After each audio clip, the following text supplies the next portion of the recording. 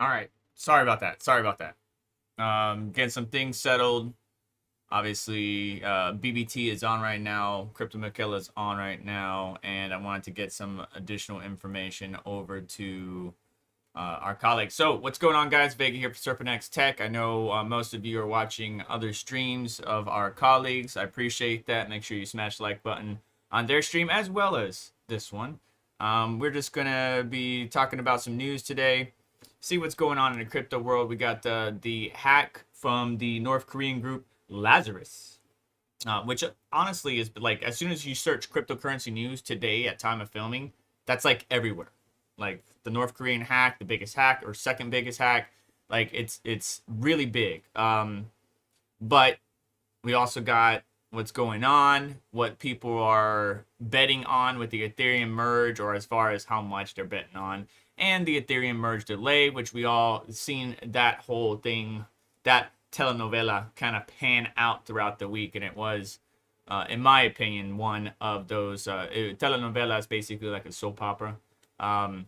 People would wage their opinions, and then they would get their opinions either wiped out or reset, because devs do something different, and then finally we got the devs acknowledging XYZ, and so opinions swayed again. Also, we got the Dallas Cowboys signed a pretty big deal with blockchain.com. That's very nice. Good to see the NFL, because I know that NFL wasn't big into crypto, not like F1 and a number of other stuff. So cryptocurrency, as much as the gamers want it to just die because it's killing their prospects and getting hardware, is going to be something that it's going to be routinely talked about on a day-to-day. The news is always talking about as far as pricing and trading and stuff, but it's going to be more routine as the world grows with the cryptocurrency. Right now, the Ethereum transaction fee is about $2.50, and Bitcoin's around 33 cents.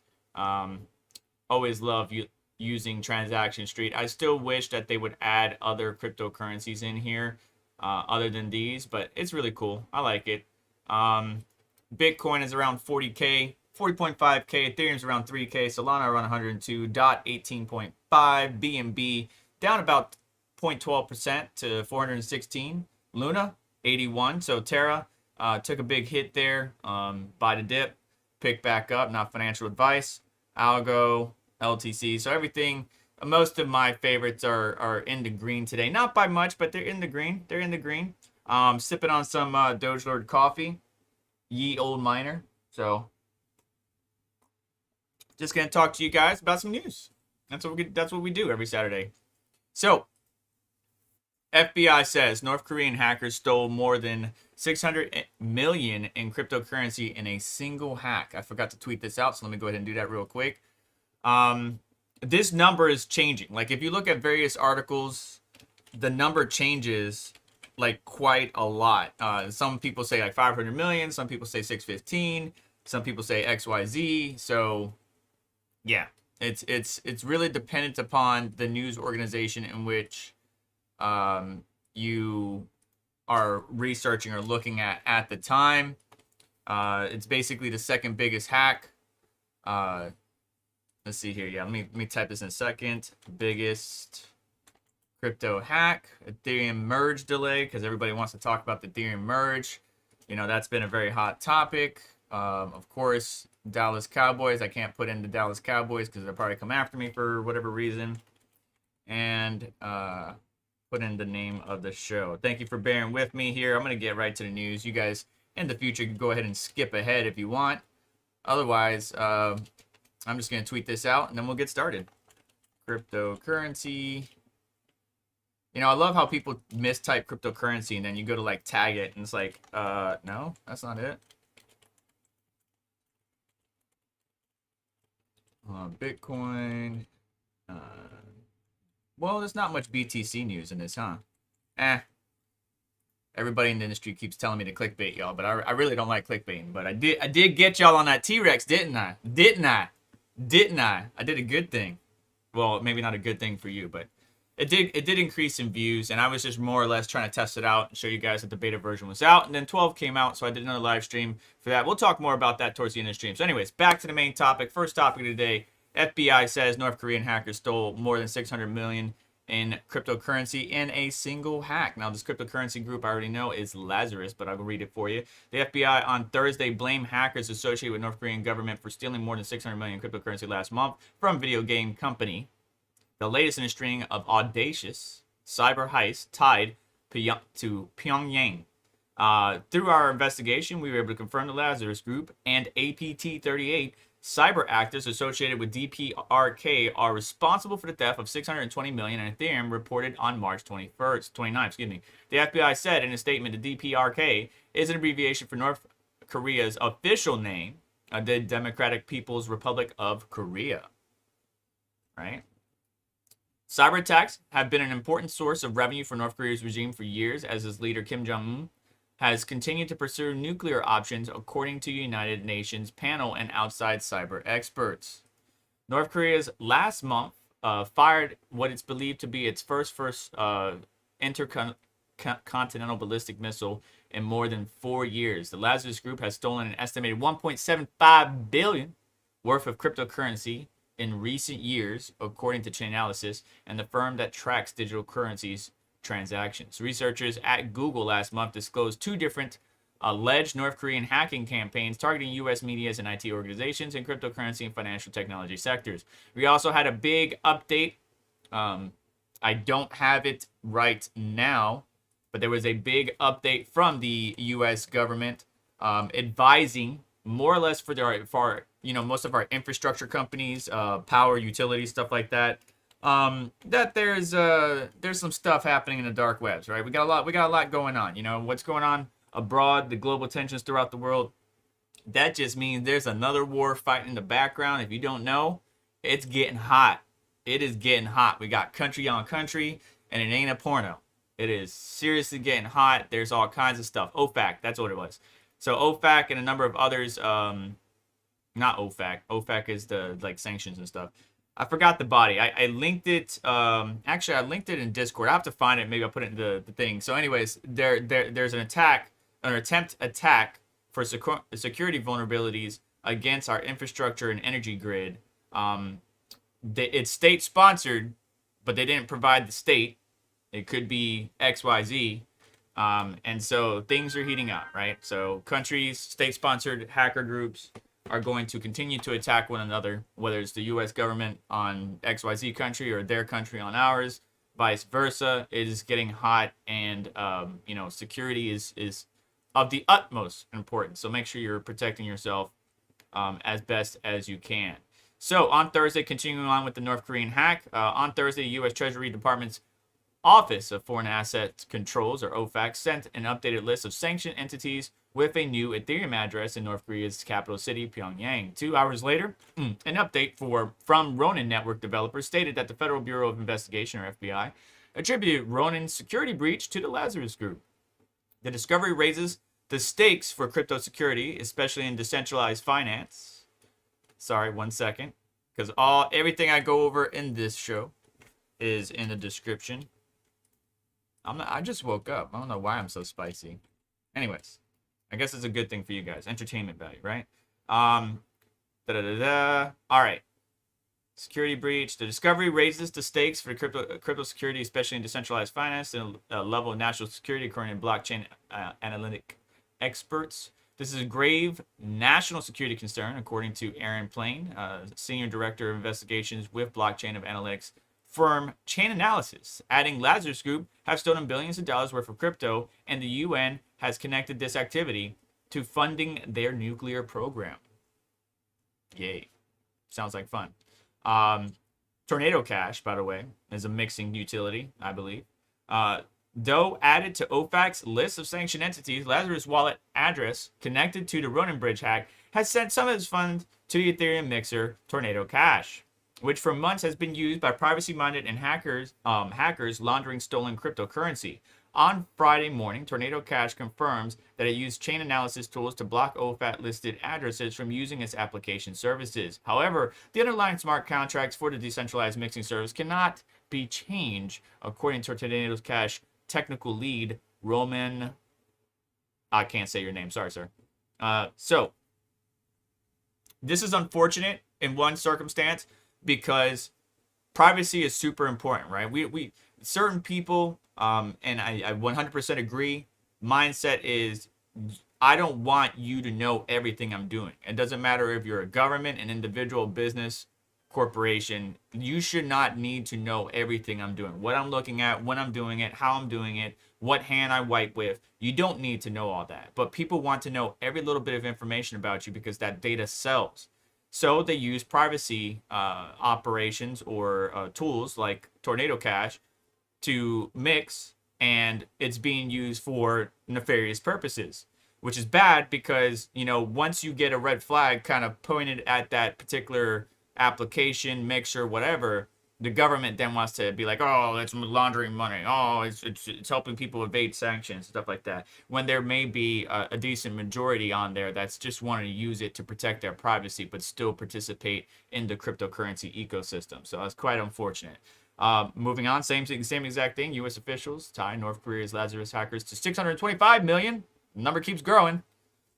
The Treasury Department added an Ethereum address to the sanctions list on Thursday. Wallet profiler Nansen has labeled the sanction address as a Ronin Bridge exploiter, which checked by CoinDesk Thursday. It held 148,000 Ethereum. Oh, well, I don't want to ask for any, because if I ask for any, then I'm tied to it. Never mind. At the publication time, CoinDesk independently confirmed. I'll check the chat in a minute. I see you guys going. CoinDesk independently confirmed that the wallet is tied to the Ronin exploit. Crypto analytics firm Chain Analysis tweeted the address was emballed in a Ronin hack. Tracing firm Elliptic estimated that 14% of the stolen funds had already been laundered by Thursday. So they're even making some moves.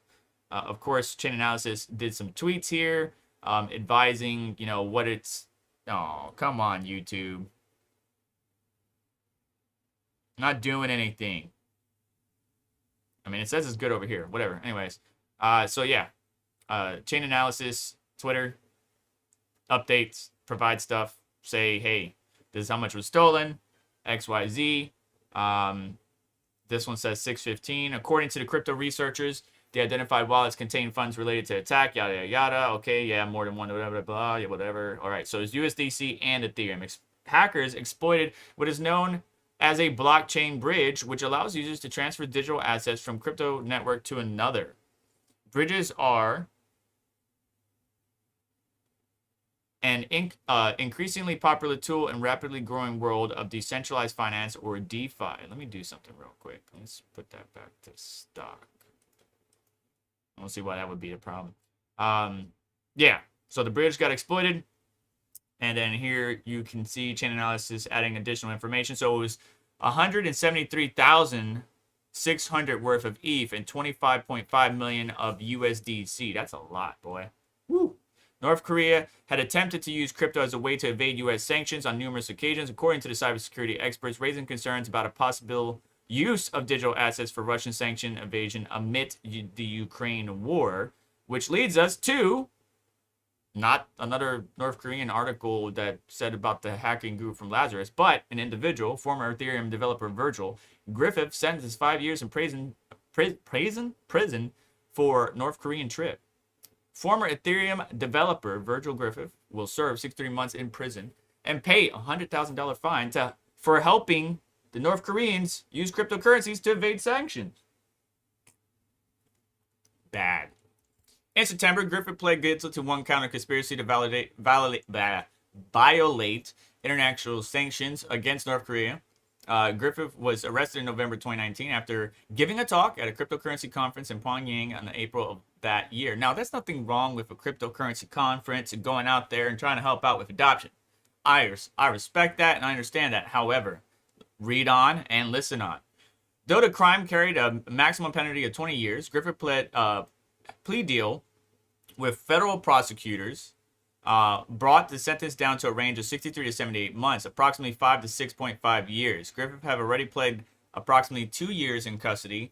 Though he was released on bail for 14 of those months, the court will count the remaining 10 as time served. There was an argument that Virgil is some kind of thoughtful man, Castell told the courtroom, describing a version of events in which a great personal sacrifice to himself. Griffith traveled to North Korea to share educational materials about blockchain technology and returned to the session. All right, anyways. But those are not the facts, Costello said. That's not what happened. What you see here is an intentional and a desire to educate people on how to evade sanctions, Costello said. Judge Costello read a series of text messages and emails from Griff in which the defendant admit to sharing information with North Korea for the express purpose of helping them, the repressive, well, you know what? I'm just not going to get into those words there. Just helping them evade sanctions, basically. What the judge found most damning, and perhaps, was the photo of Griffith presenting a conference wearing a traditional North Korean suit and standing in front of a blackboard in which it read, "No sanctions," with a smiley face. The fact of the matter is Virgil Griffith hoped to come home to Singapore or elsewhere as a crypto hero, Costello said, to be admired and praised for standing up to government sanctions for his fearless and nobility. Both the judge and the prosecution referenced the ongoing war in Ukraine as well as the U.S. government's use of sanctions against Russia to justify the need for a harsh sentence in order to deter Griffith and similar situated others from future violations of U.S. sanction laws. If you are explicitly and implicitly helping people evade their taxes, evade the sanctions, you're going to get in trouble. There's always a narc somewhere. Especially when you go to a giant conference like this. There's always a narc somewhere. You got to be careful what you say and what you do.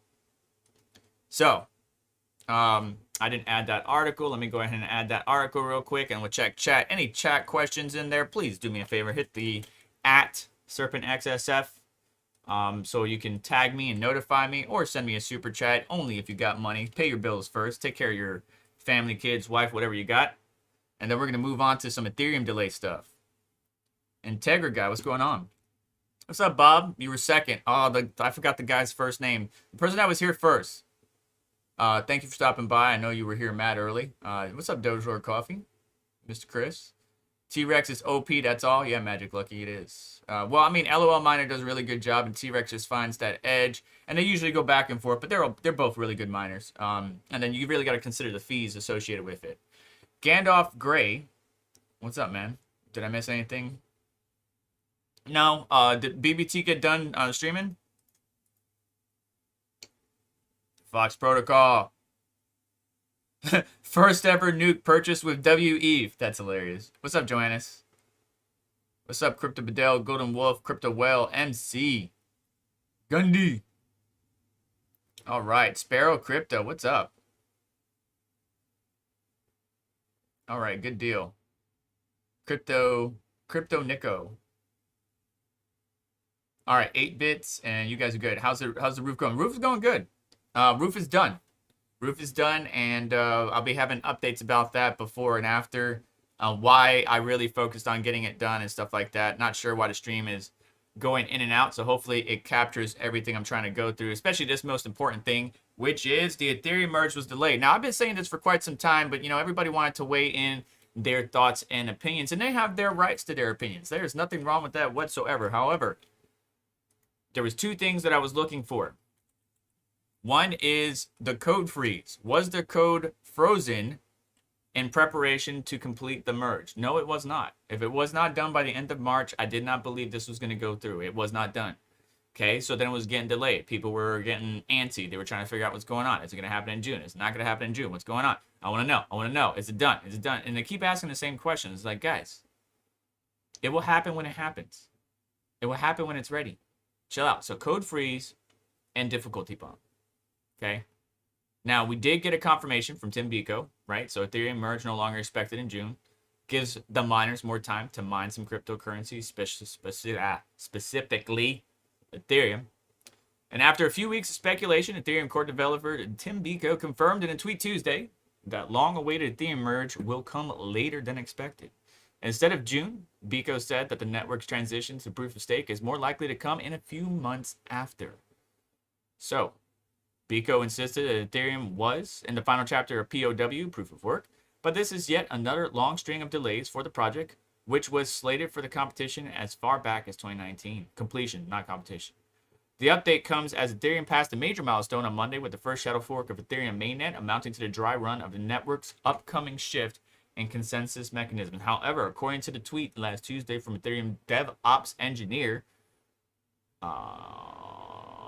I pronounced your name good in the past. I don't want to ruin it. Parf, Recent shadow forks of Ethereum testnet revealed bugs that still needed to be worked out before the update will be ready.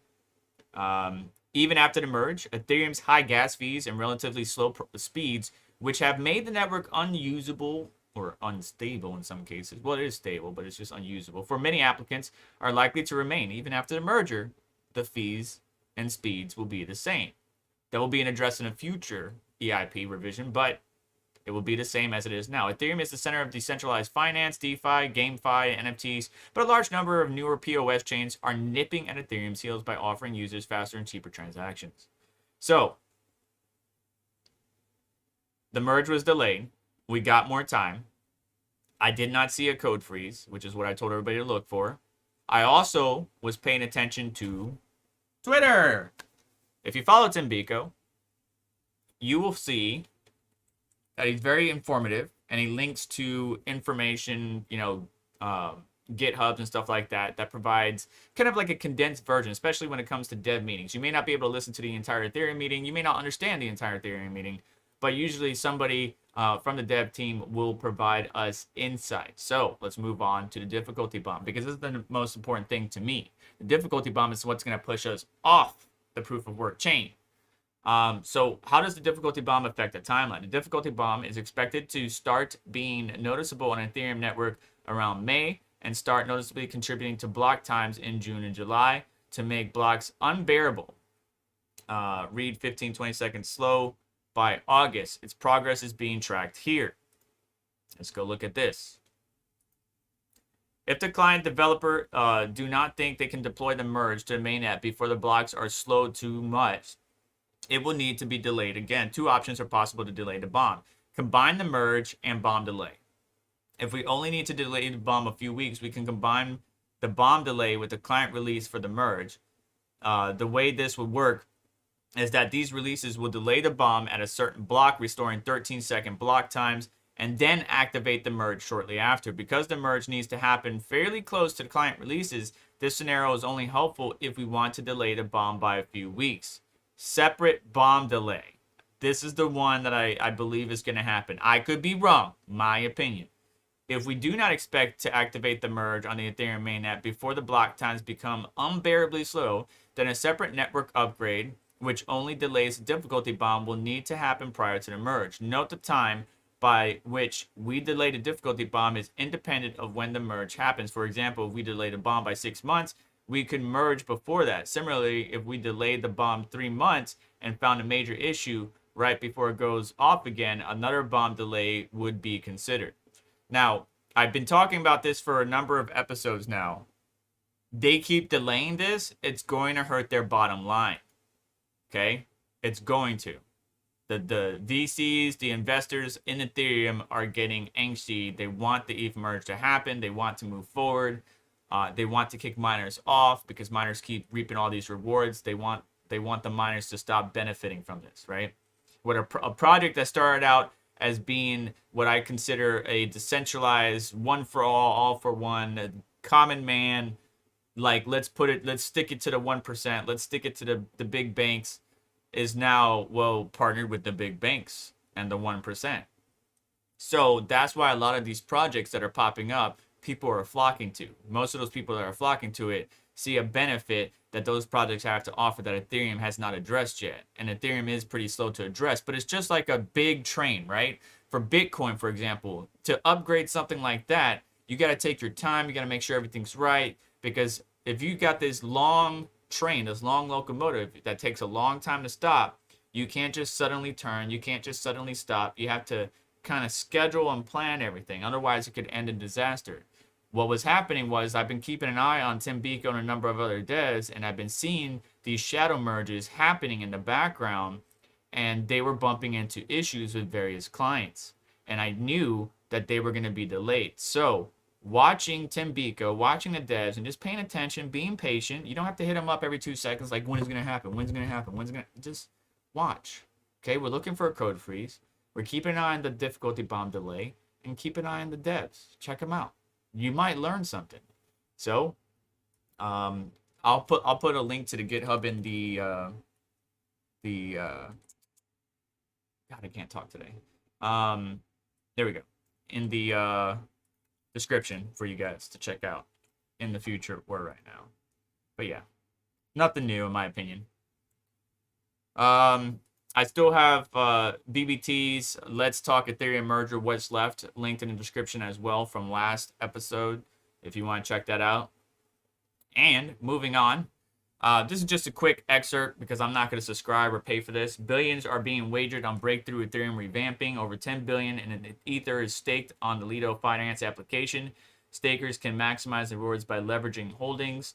And more people believe in Ethereum, so hence they're going to stake more and more on said platform. So good things. That's a good thing, right? People believe in ETH. People believe in the overall roadmap or project of Ethereum. So is Ethereum going anywhere soon? Like, if they don't merge soon, will they die? No, that's not. It's just their market share may decrease as the other projects take some of that market share, whether it's Loopring, Polkadot, Chainlink, Solana, so many other layer 2 solutions, and some of them I'm named weren't even layer 2, but there's so many other solutions out there that could take and dig into the market share of Ethereum.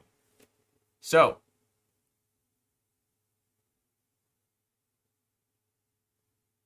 if they have completed, Magic Lucky's got a good point. What is Ethereum is around $3,000 right now. Magic Lucky mentioned, I wonder what the ETH price would have been today if the ETH merge had completed in 2019. Let's go back to 2019. So in 2019,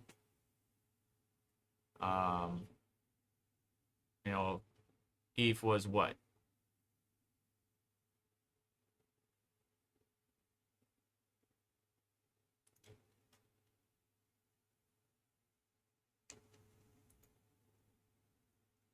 Let's go back one more.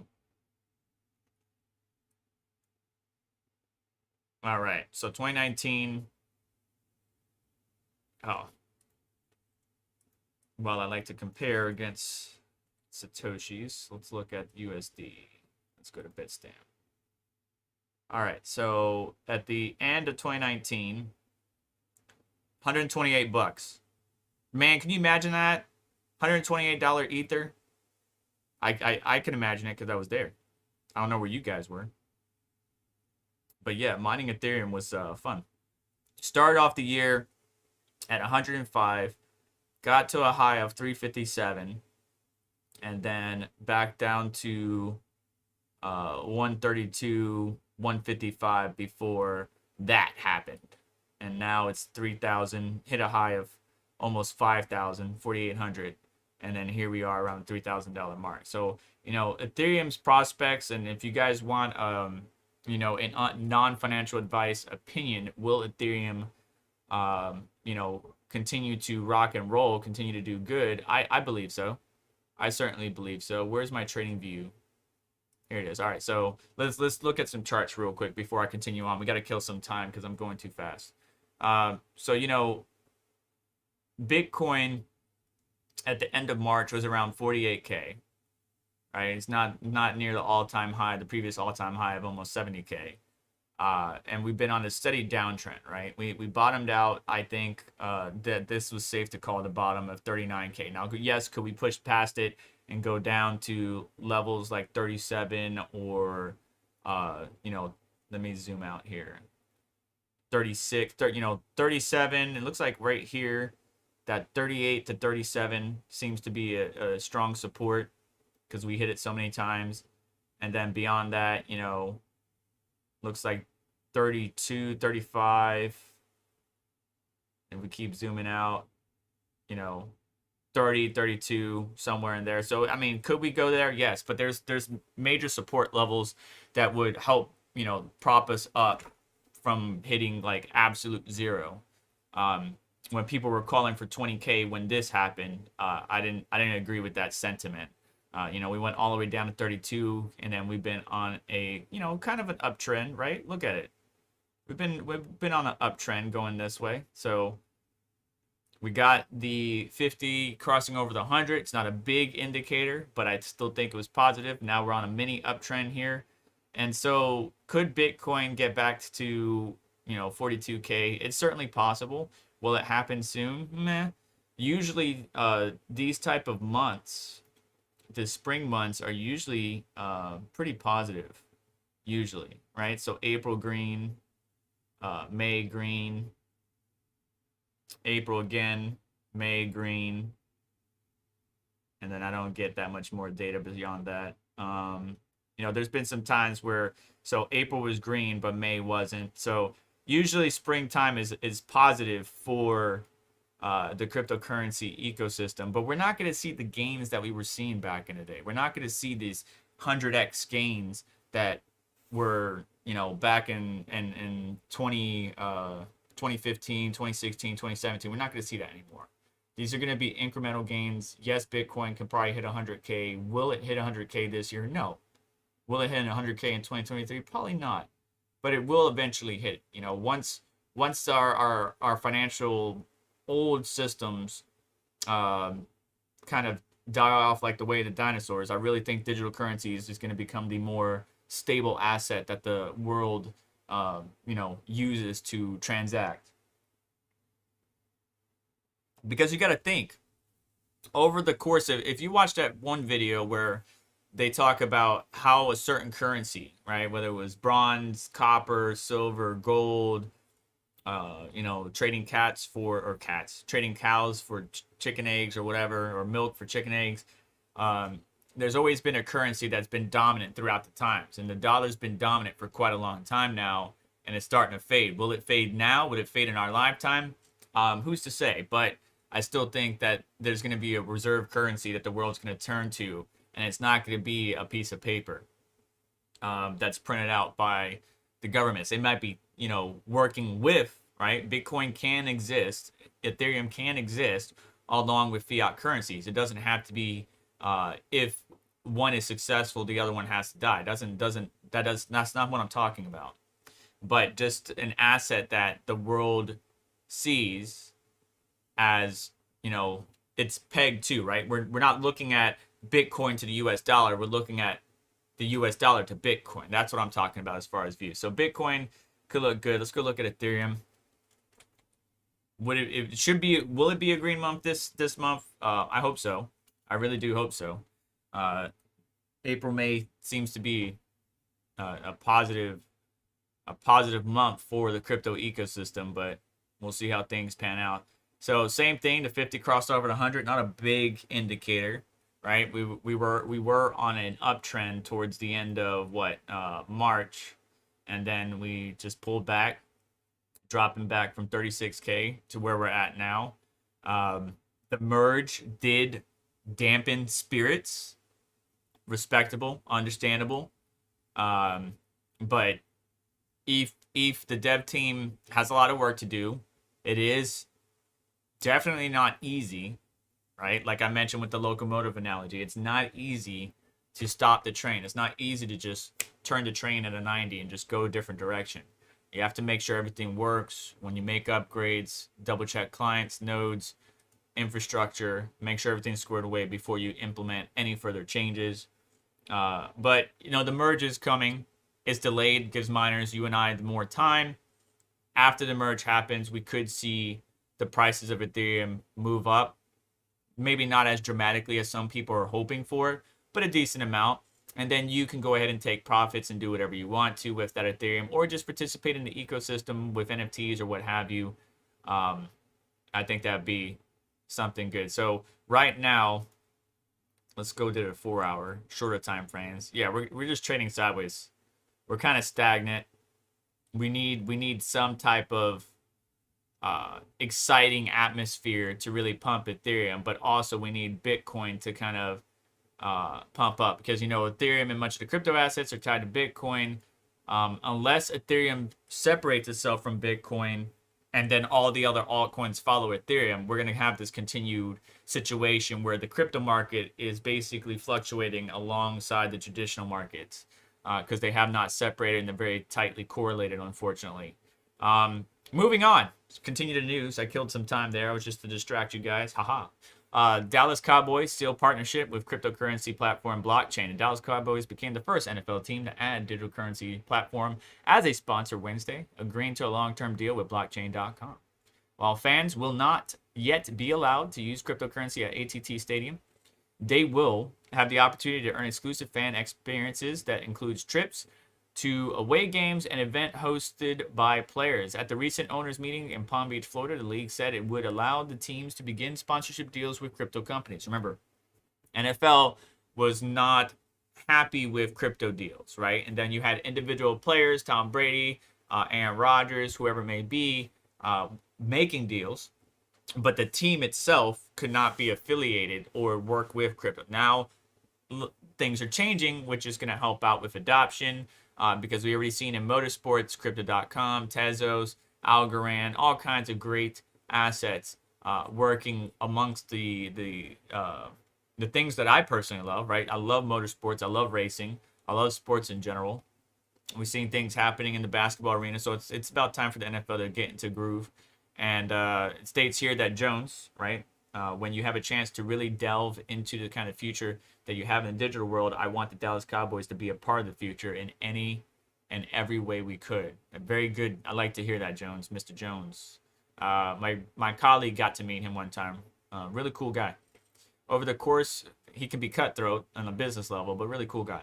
Over the course of our long-term partnership, our goal is a partner with the Dallas Cowboys on helping the world to understand cryptocurrencies, says the co-owner and CEO Peter Smith. Being the first into a new stadium is not new to Jones, or new medium, not stadium.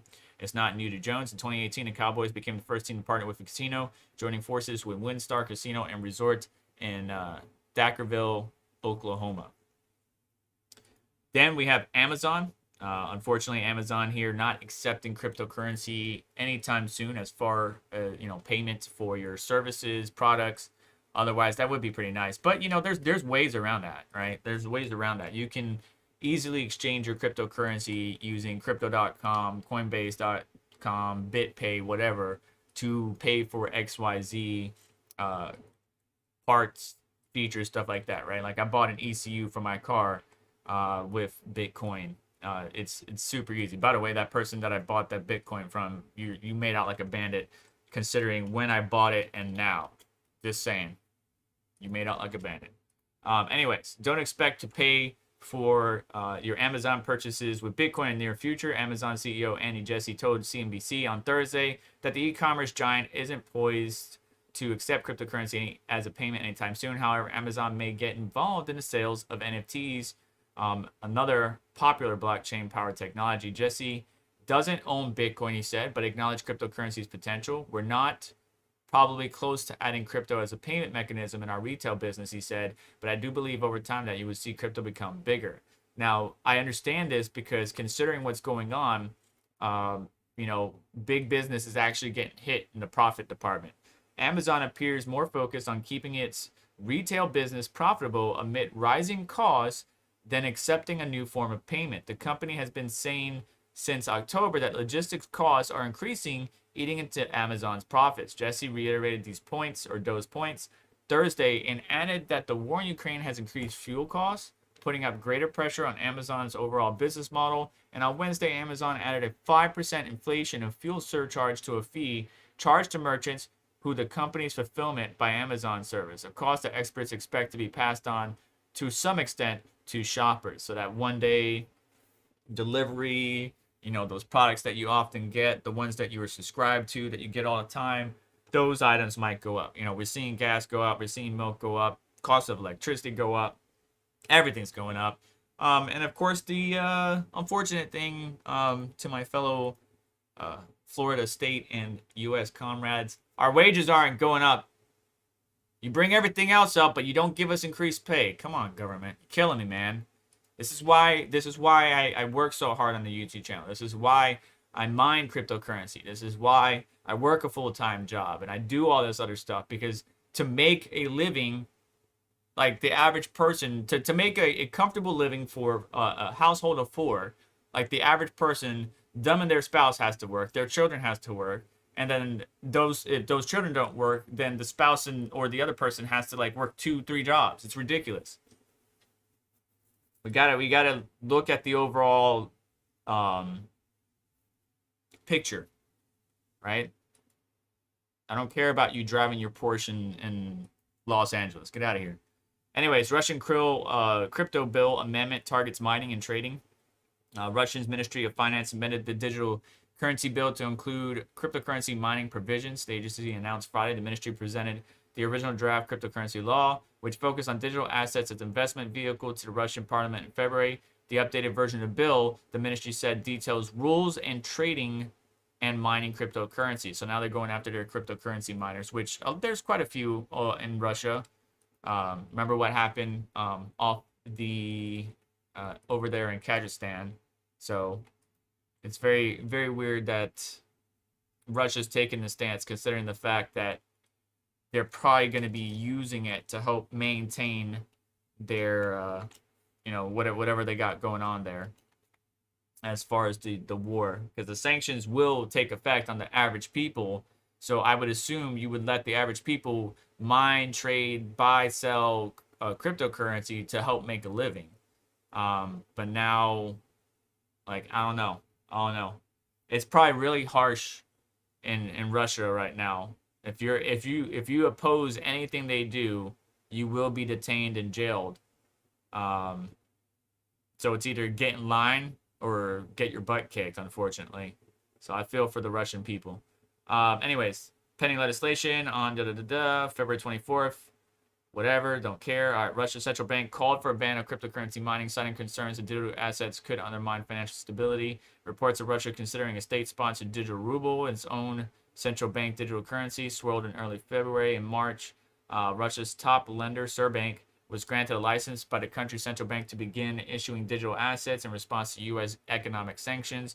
Assets issued in the bank's digital platform will be recorded and circulated via a distributed ledger technology system, ensuring data security and data immutability. The license will allow companies in Russia to issue their own digital assets, providing they prove they have the cash requirement and use digital asset issued through the bank's information. The news came as a concern over how Russian entities may be using cryptocurrencies to evade sanctions. The update version of On Digital Currency introduces concepts of professional and non-professional digital asset purchases, according to report. Yada, yada, yada. Okay. All right. And that's pretty much it. That's pretty much it for today's news. We wrapped up 15 minutes early. I went a little bit too fast. Let's see if anything new has popped up recently. Yeah, see, look at how many articles were about the North Korean hack. Like, it was everywhere. Definitely everywhere. Next big cryptocurrency to explode. Let's see what the NASDAQ says here. Next big cryptocurrency to explode. Ethereum. We already knew that. Binance Coin. We already knew that. Tether. That's not. Whatever. Mana, Decentraland, Algorand, Render token. What the hell is that? Render token. Okay, okay. It's rank 127. Okay, it's $2. All. Okay, it's been around since June of 2020. Okay. What markets are it in? Oh, wow. It's got a lot of markets. Okay. Got a lot of markets. All right. Let's see here. Render token is a distributed GPU rendering network built on top of Ethereum blockchain, aiming to connect artists, studios, and a native with mining partners willing to rent the what? What?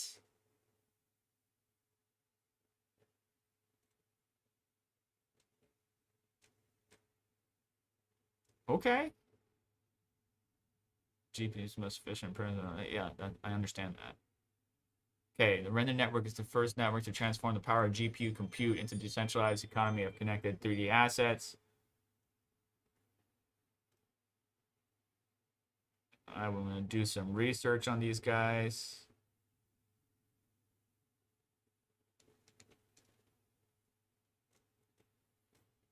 Okay. Partners with... Okay.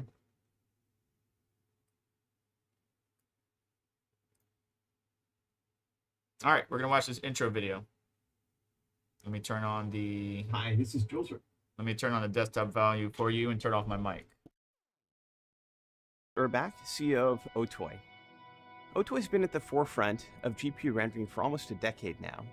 Our product, Octane Render, was one of the first GPU renders to provide cinematic realism to film jobs and television. Today, it's used in productions like the opening of Westworld, and it's also now a big part of video game development, especially for AR and VR. Octane is a very special GPU software. There's really no limit to the amount of compute power and render power that you can throw behind a render job with our software. Our idea is that at a certain point, scaling GPU rendering power is too difficult. Rendering locally on a network and even in the cloud just hit a wall. It's impossible to leverage all of the GPUs in the world efficiently without some sort of decentralized system that allows that to be tracked and managed. Today, we're very proud to introduce the Render Token, which is a ERC20 token that's based on the Ethereum blockchain. This token will allow anyone to participate in render jobs and be rewarded with render tokens that they can cash in. Everyone creating renders and creating content through this system has authorship and chain of title established on the blockchain permanently. Our goal is not only to create a distributed peer-to-peer network of unlimited rendering power, but also to have a marketplace where services and assets and even modules built on the rendering network can be distributed and shared and monetized by everyone. There's nothing that's going to be rendered through the render token that isn't coming from artistic or creative intent. That's the whole point of the service. So there's a lot that can be done beyond just creating great artwork and media or even video games with this technology.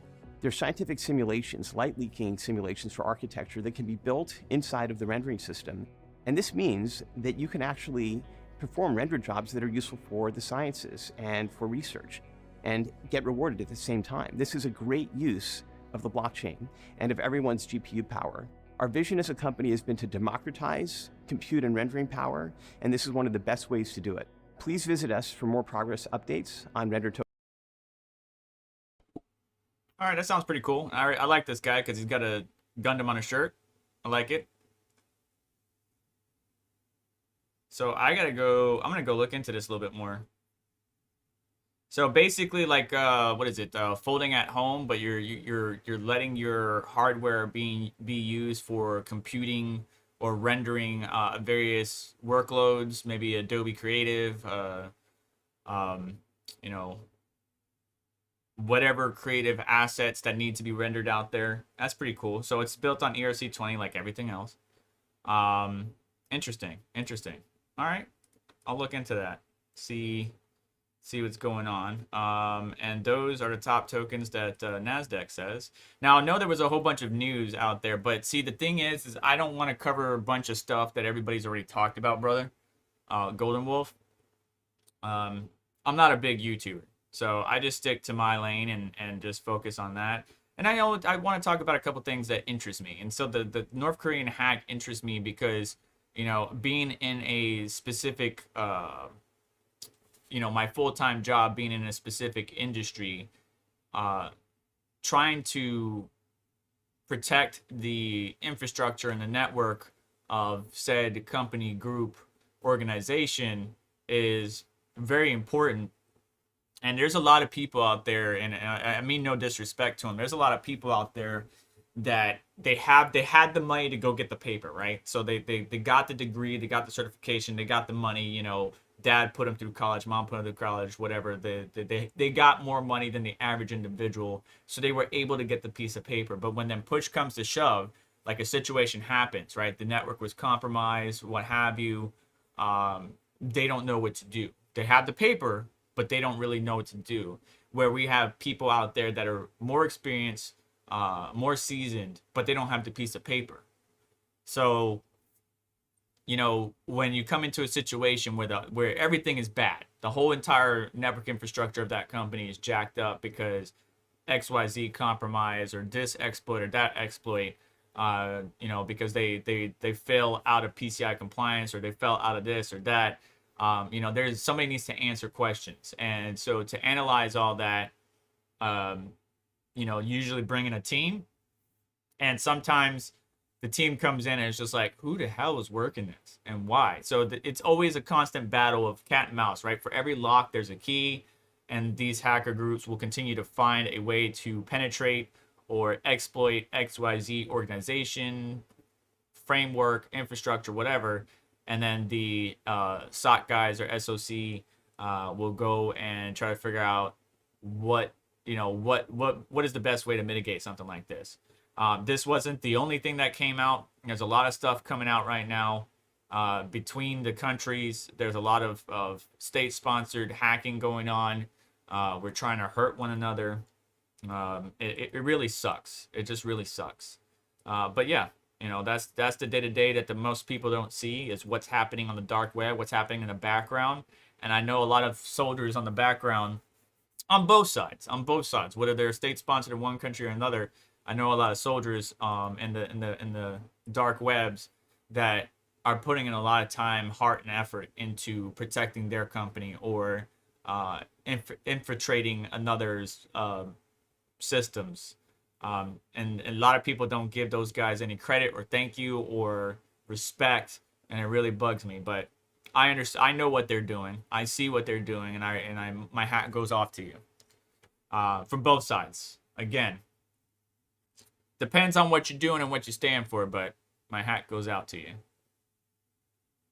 Anyways, so Ethereum's still around $2.35 per transaction. Bitcoin is still quite low. Pretty sure OpenSea is still super expensive. That's pretty cool. The official Walking Dead NFT.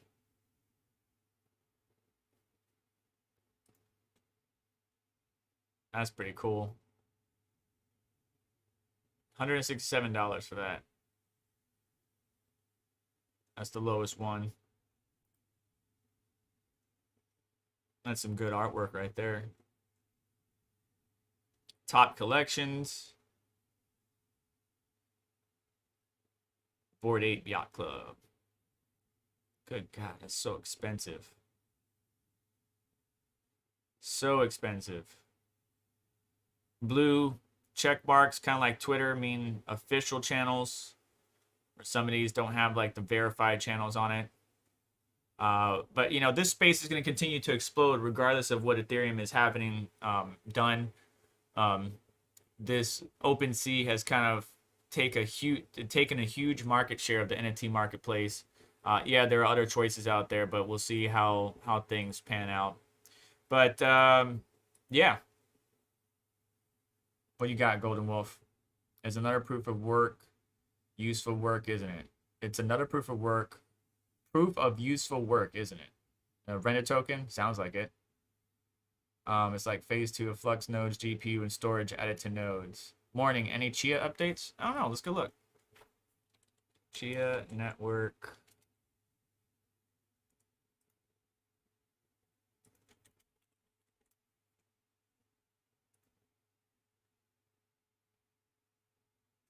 Not this week. But that's not the only thing. Let's see here. Usually following their dev team and Twitter would yield some results, but they've been kind of quiet lately. The latest wallet update's out, so make sure you update your wallets. I always make sure to have a backup of everything. Looks like the price of Chia is still down. Let's go look it up.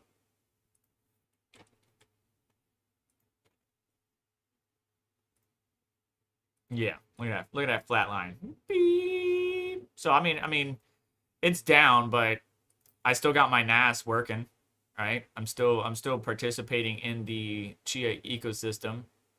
It's just like helium miners, right? Helium profits are down for me because of where I'm located, the city that I'm in. There's not so many nodes because we're so widely spaced apart. But it's still something I participate in.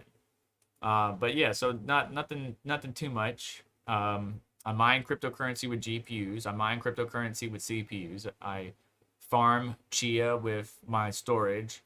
And I participate in the Helium network. Soon it's going to be a Flux node, but it's not going to be right now. I've been talking about it for quite some time. So there's so many guides out there and stuff like that, and great people who provide good information about Flux node. So I leave that to them.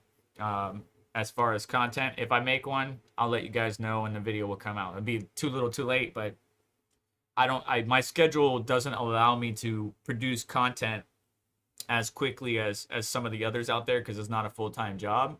I was able to catch the stable TRex one. So we got 2 videos that I popped out recently live, which was TRex miner 0.25.12 and the 2510, which is unlocking more performance of the LHR GPUs, which is really nice. Matter of fact, so I'm dual mining right now. So 10 didn't do anything for dual mining. It was only for direct mining Ethereum. And I did see an increase, like say for example, some GPUs were around 45 mega hash to hit 47. Some GPUs were around say 30 mega hash, 31, almost 32, and now they're at 35, 36. So it's about a 2 to 3. What is that actually? Let's give you percentages. It's about 2 to 3 mega hash per GPU increase in LHR unlock. And so let's say I'm getting 47. So we were getting 44 divided by 47. That's what, a 6% increase, about a 6 to 7% increase in hash rate. So it's not bad. It's not bad. Not everybody is able to hit the so-called 80% or above LHR unlock. Like this 3080 will get like 97.2 or something, but it's better than 90 or whatever it was before, 74, 75. And then the other GPUs, because they don't have a monitor hooked up, because this card is hooked up to a monitor, and it specifically says not to have a monitor hooked up because it can cause the auto-tuning to mess up or whatever. It's going to hamper performance if you have a monitor hooked up. It's the damn point I'm trying to say. But this one right here, if I was direct mining, all these LHR cards are doing pretty good. Didn't do anything for full hash rate cards, but it's full hash rate, so it's not going to do anything. And then, of course, some of the other cards were performing a little bit better. I did have a lot of inconsistencies and people reporting to me about how the beta version was causing it to lock all the time. And so just to give you a brief update on that, is make sure that one, DDU, clean up your drivers, and install the recommended drivers. Now, they have 2 different drivers that they recommend. Let me see if I can read it to you real quick. Hang on. Recommended drivers for Hive is 510.60 or 510.54. For Windows, it's 512.15. Me, I'm on driver version either 472.12 on Windows or 496.49 on Windows. 496.49 seems to be the best one for Windows for me. On my mining rigs on Hive, I'm on 510.54. But you got to test out different driver revisions if you're on Windows or Hive. See which one works for you. You got to zero out all your LHR tuning settings that you had, and then just trying to, tweak it. Play with it, tweak it, until you see where your cards like to sit. Is pretty much where it boils down to. TRex new in the Hive is kicking butt on my LHR cards. Good. So it is working for you. It's not working for everybody. So that's why I mentioned some of the tips. But I'm glad to see that it's working. All right. So, Tony, drive safe. Thank you for stopping by. 100%. Keep stacking them sats, stacking them coins. I'm going to get on out of here. I got to go over to my mother's to help out and set up her. Actually, it was her Christmas gift. I got her kind of like a flower pot, a standing flower pot, because if you put, berries, blueberries, strawberries, whatever in the open garden in the backyard, the squirrels, birds will get to it. So I got her a big flower stand where she can plant her vegetables and her fruits inside her back porch, safe and sound. Maybe get a light for her to help grow her vegetables and stuff like that, because we don't have the availability to build a greenhouse out in her backyard just yet. But strides, things are being made, progress is being made. Keep moving forward, guys. Keep stacking them sats. Keep staying positive, and be respectful, be humble to one another, and respect out. So thank you so much for watching. Please do me a favor on the way out, hit the like button. Don't forget to get subscribed and hit the notification bell to stay up to date I got updates on various cards that I've modified slightly or just replaced thermal pads to improve thermals. Those will be coming out in the future. Most videos are recorded weeks, if a week or weeks in advance because of my schedule, so they're released late. But I'll try to get them out to you as much as possible. Members do get a more current update than the public, but just bear with me, be patient. Not a full-time job, but I'll keep pumping out some content as I can, Monday, Wednesday, Friday, and then check back next Saturday for another Caffeine and Crypto. All right, y'all take care. I'll catch you next one.